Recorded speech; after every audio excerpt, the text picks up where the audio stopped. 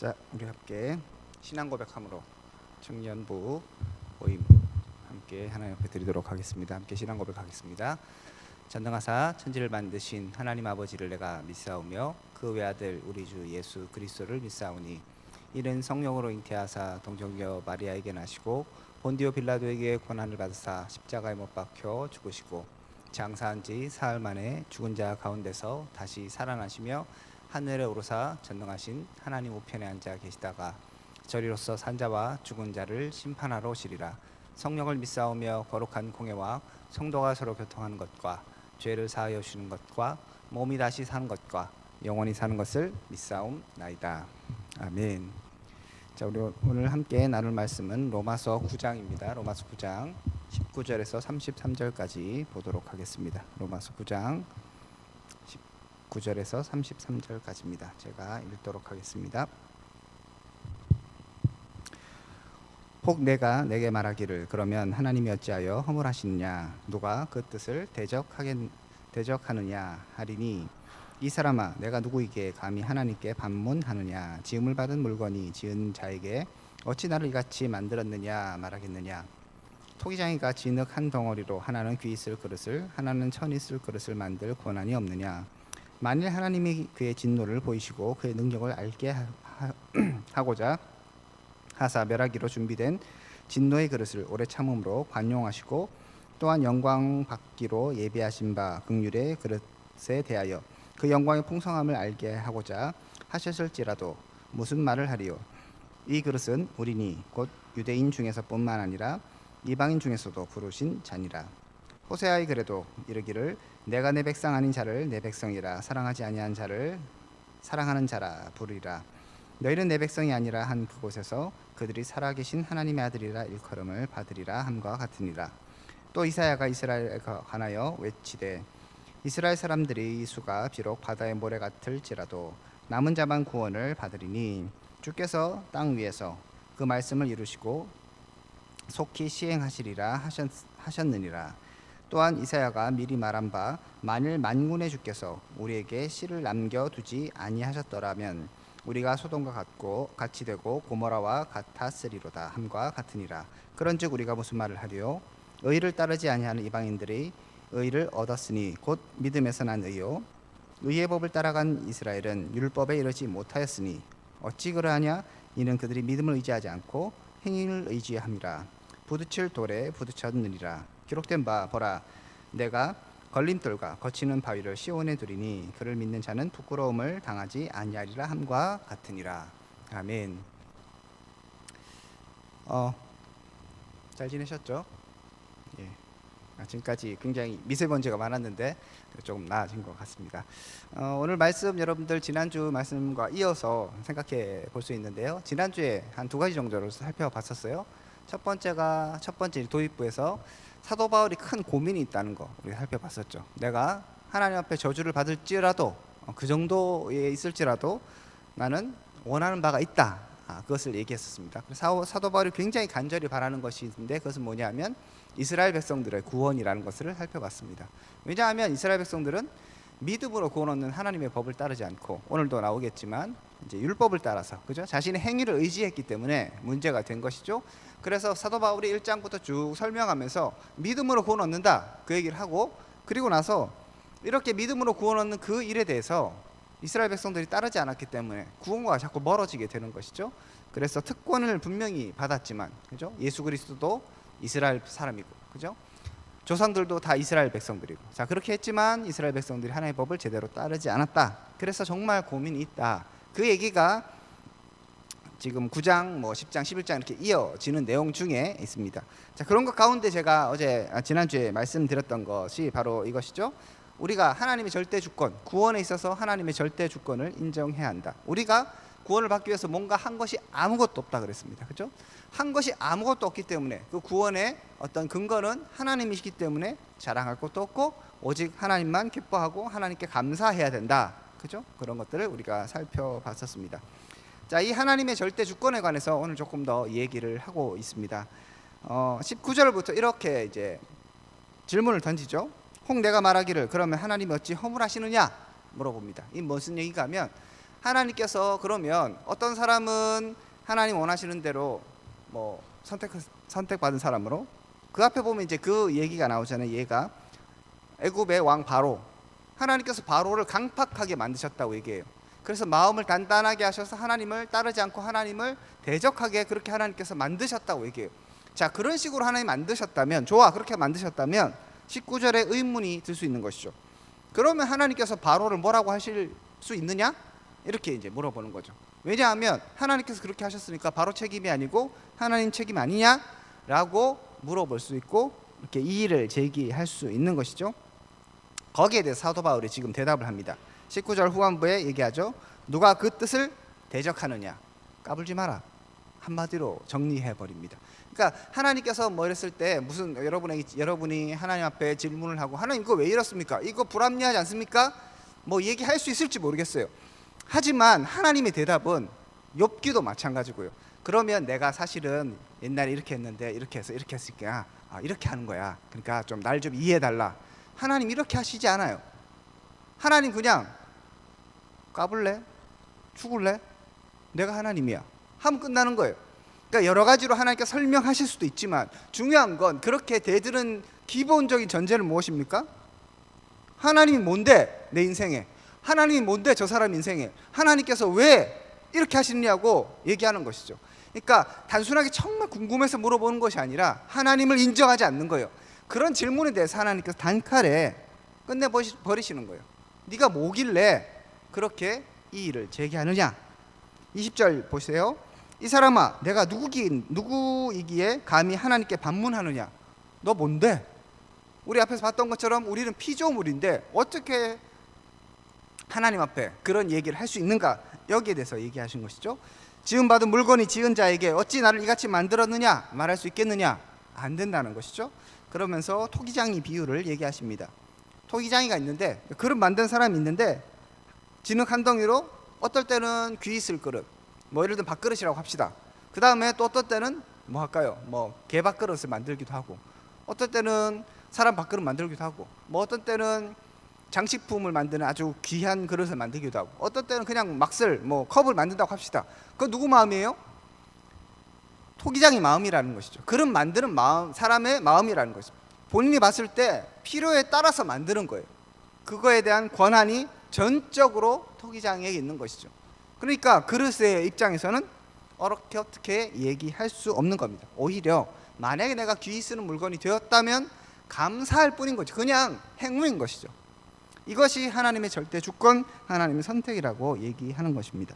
그런 얘기를 23절 쭉 얘기하고 있습니다. 그러면서 얘기를 자연스럽게 넘어가면서, 자, 하나님께서 그렇게 하셨기 때문에 이방인들에게도 구원을 주셨다고 지금 얘기하시는 거예요. 자, 보면 24절에 이렇게 얘기하죠. 이 그릇은 우리니 유대인 중에서 뿐만 아니라 이방인 중에서도 부르신 자니라. 자, 이스라엘 백성들만 구원받은 것이 아니라 이방인들도 하나님께서 그렇게 택하셨다는 거예요. 하나님 왜 그러셨어요? 그런 얘기는 성립하지 않는 것이죠. 하나님 마음이 이것이죠. 물론 뭐 설명해낼 수 있습니다. 하나님의 영광이고 하나님의 그런 공의와 이런 것들을 드러내기 위한 것이지만, 그렇게 질문하는 질문 자체의 의도가 불순하기 때문에 그냥 정신 차려, 네가 누구인 것을 다시 한번 깨달아라고 하나님 말씀하십니다. 그러면 여기에서 우리가 다시 한번 우리 자신을 돌아봐야 하는 것, 내가 누구인가를 확인할 수 있어야 합니다. 때로 내 삶 가운데, 우리 삶 가운데, 혹은 우리 사회 가운데, 뭐 세계 가운데, 아니면 어떤 일들 가운데 내가 납득되지 않는 일들이 있을 수 있어요. 그죠? 여러분도 그렇지 않습니까? 혹시 여러분 그런 경험 없습니까? 억울한 좀 경험. 뭐 내가 열심히 공부했는데 수능을 망쳤어. 그럴 수 있잖아요. 하나님 자녀인데 하나님께서 좀 돌봐주셔야지. 제가 그랬거든요. 수능을 망쳤어요. 그래서 와, 내가 하나님 욕은 못하고 엄청나게 이제 막 열받아 있었죠. 열받아 있다기보다는 슬펐죠. 어떡하지 이러면서 이제 슬퍼 있었는데, 그런 상황 가운데서 하나님을 막 뭐라 그럴 수 있는 거죠. 사람들이 그럴 수 있는데, 하지만 그 저편에는 뭐가 있다는 거예요? 어떻게 나한테 이럴 수 있냐는 거예요. 왜? 그건 반대로 얘기하면 뭐예요? 나는 항상 잘 돼야 되고, 나는 항상 내가 원하는 대로 돼야 된다는 전제가 있는 거잖아요. 그런데 뒤집어서 하나님께서 하나님 뜻대로 뭔가 세상을 주관하시고 이끌어 가신다는 확신이 있다면, 어떠한 결과가 어떠한 상황이 있던 간에 그것은 하나님이 뜻인 것이죠. 받아들일 수 있는 것입니다. 그래서 오늘 본문을 통해서 우리가 깨달아야 하는 것, 분명한 것은 뭐냐면 다시 한번 내 자신이 누구인가를 깨달아야 하는 것이죠. 나는 하나님의 백성이요, 나는 오늘 본문에서 나오는 것처럼 그러한 그릇에 불과하다. 하나님이 지으신 그릇에 불과하고, 그렇기 때문에 이 그릇을 만든 자에게 아무런 이야기를 할 수 없다는 것을 분명하게 이야기하고 있습니다. 자, 두 번째로 우리가 살펴볼 것은, 그렇게 이제 얘기하면서 이제 사도 바울의 그 고민으로 다시 돌아가고 있어요. 자, 그런데 하나님께서 이렇게 이방인을 부르셨다는 것에 대해서 이미 호세아서를 통해서 얘기하셨다고 성경이 얘기합니다. 25절 보세요. 호세아의 글에도 이르기를 내가 내 백성 아닌 자를 내 백성이라, 사랑하지 아니하는 자를 사랑하는 자라 부르리라 라고 얘기하셨어요. 그러니까 호세아서에서 이미, 지금 여기서는 로마서잖아요. 그러니까 몇백 년 전에 이미 하나님께서 이렇게 할 거야 라고 말씀하셨어요. 그럼 이스라엘 백성들 어떻게 생각해야 돼요? 알아먹어야 되잖아요. 그죠? 성경에 분명히 얘기 있어요. 그리고 뭐 우리 여러분 아시는 것처럼 이스라엘 백성들은 그 성경 하나님 말씀에 대해서 굉장히 소중하게 생각하잖아요. 심지어 그걸 다 외울 정도로 그렇게 하나님 말씀을 충실하게 따르는 사람인데, 뭐 율법주의자들 얼마나 하나님 말씀을 따르고 읽고 공부하고 하는 사람들입니까? 그런데 하나님께서 이미 말씀하셨어요. 거기에 대해서 토를 달 수가 없는 것이죠. 자, 또 보시면 27절에도 얘기하죠. 이사야가 또 이스라엘에 관하여 외치되 이스라엘 자손들의 수가 비록 바다의 모래 같을지라도 남은 자만 구원을 받으리라. 이사야서에서도 분명히 예언했어요. 이스라엘 백성들 하나님께서 아브라함에게 약속하시기를, 이스라엘 아브라함의 너의 자손이 바다와 같이, 바다의 모래와 같이 많을 것이고 별같이 셀 수 없을 정도로 많게 될 것이다라고 얘기하셨어요. 자, 그런데 또 약속 얘기하시기를 그렇게 많을지런정 구원받는 사람들은 남은 자들이다. 그러니까 모든 사람들이 그냥 자동적으로 구원을 딱 받는 것이 아니라고 분명히 이사야에서 얘기가 되어 있는 거예요. 그리고 보면 호세아서에서도 이방인이 구원받게 되어 있어 라고 이미 예언이 되어 있어요. 그럼 이스라엘 백성은 어떻게 생각해야 돼요? 말귀를 알아먹어야죠. 그런데 지금 뭐예요?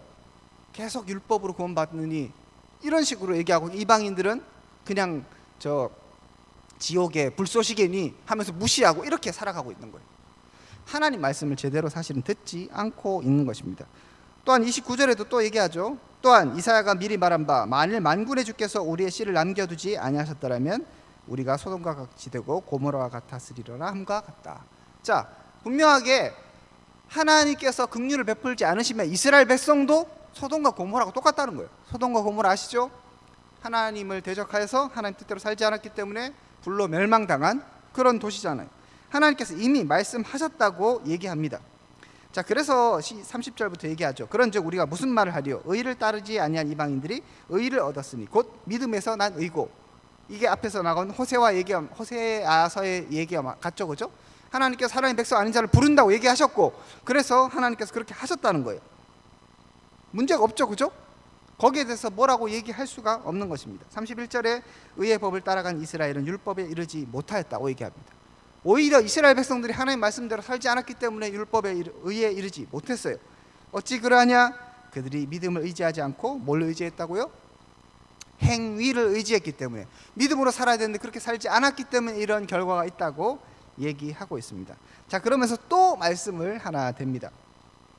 33절에 얘기하죠. 기록된 바 보라 내가 걸림돌과 거치는 바위를 시온에 두리니. 뭐예요? 시온이 예루살렘이라고 생각하시면 돼요.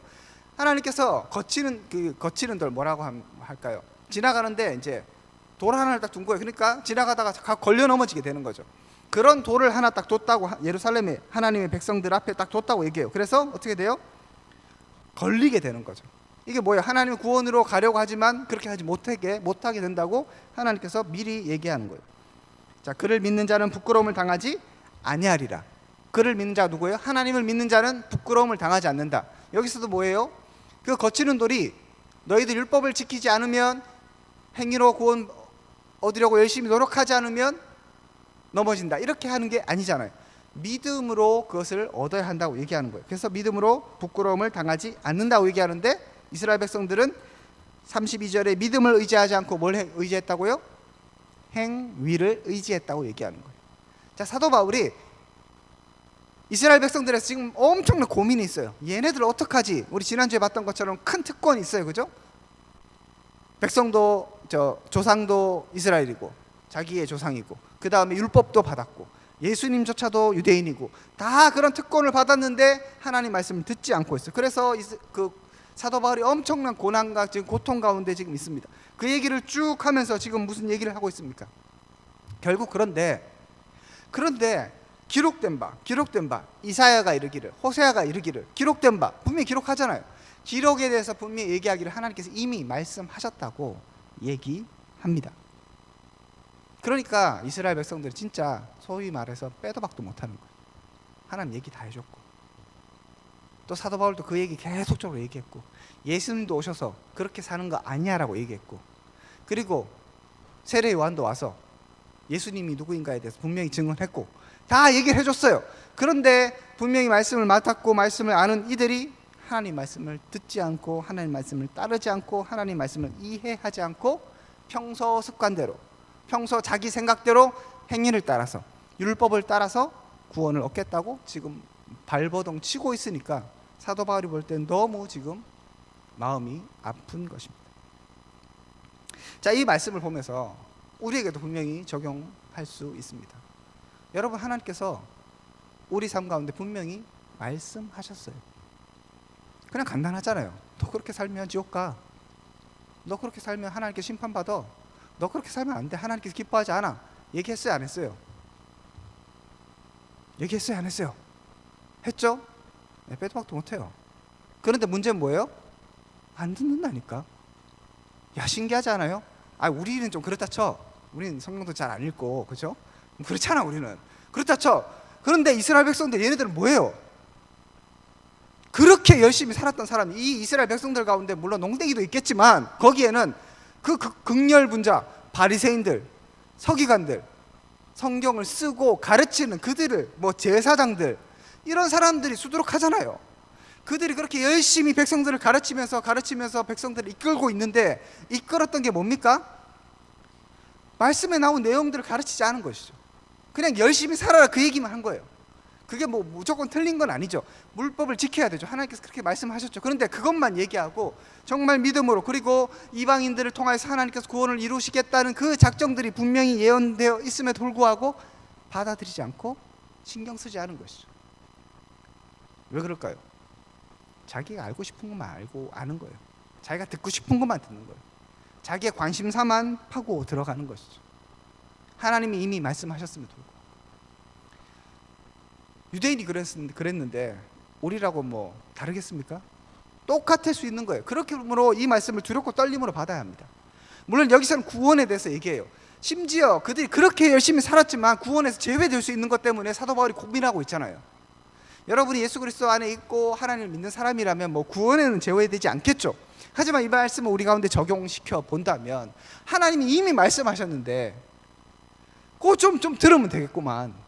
아니, 안 좋은 얘기하는 것도 아니고 잘 살아라고 얘기하고 너희에게 복 주겠다고 얘기하고 하나님의 은혜를 주겠다고 그렇게 얘기하시는데 그거를 수십 번 얘기했고, 아니 여러분 평소에 잘 안 들어도 그래도 최소한 수련회 때는 몇 번씩 들었죠. 1년에 2번 듣잖아요.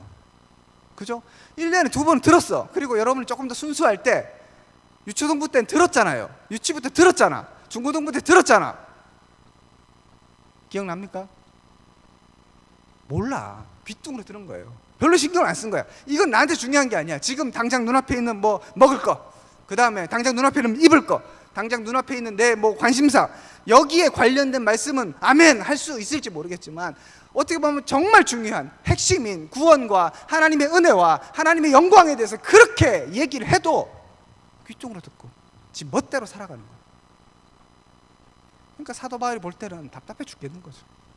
아니, 열심히 없으면 기대라도 안 할 텐데 꾸역꾸역 교회 오고 꾸역꾸역 기도하고 성경 말씀도 보고 꾸역꾸역 봉사도 하고 오늘도 떡 나눠줬죠, 이런 거 하는 거야.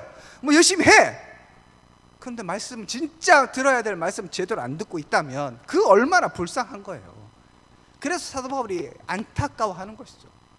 제가 여러분에게도 자꾸 얘기하잖아요. 농담 반 진담 반도 여러분의 구원에 대해서 자꾸 점검해 보라는 거, 그 안타까움이 있는 거예요. 하나님께서 여러분에게 주시고자 하는 것들은 더 크고 더 놀랍고 더 위대하고, 또 하나님의 그 영광은 더 우리가 상상할 수 없을 정도로 그렇게 엄청난 것인데, 그걸 알려주고 싶은데 말을 안 듣는 거지. 제 말이라서 안 믿어줍니까? 그렇다면 성경을 보시고 성경 말씀이 다 기록되어 있잖아요. 내 얘기가 아니고 성경에 기록되어 있습니다. 수백 년 전부터 기록됐던 그 말씀이, 수천 년 전부터 기록됐던 그 말씀이 오늘도 살아서 역사하면서 여러분 가운데 지금도 이 강단을 통하여서 들려주고 있지 않습니까? 그 말씀에 귀 기울이지 않고 그냥 내가 생각하고 싶은 대로 내 멋대로 생각하기 시작하면 우리는 하나님께서 준비하신 그 은혜, 그 긍휼, 그 풍성함을 누리지 못하고 지나갈 수 있는 것입니다. 이스라엘 백성과 마찬가지로. 그래서 옆에 사람이 볼 때 답답해 죽겠는 것처럼, 옆에 사람이 누구겠습니까? 사도 바울이 어떤 사람입니까? 먼저 은혜를 안 사람이잖아요. 그 사람도 바리새인이었어요. 그죠? 내가 바리새인 중에 엄청난 바리새인이고 정말 율법에서 흠이 하나 없는 자라고 얘기하잖아요, 사도 바울이. 그런 사람이 은혜를 깨닫고 나니까 그 옆에 있는 사람들을 봤을 때 답답해 죽겠는 거죠. 저 인간들은 도대체 정신이 있느냐 없느냐 이런 생각을 할 수밖에 없는 거예요. 여러분, 주님 앞에 나와 주의 말씀을 듣고 주님과 함께 동행하며 이제 주의 말씀을 따라 살기를 축복합니다. 진짜 그래야 합니다.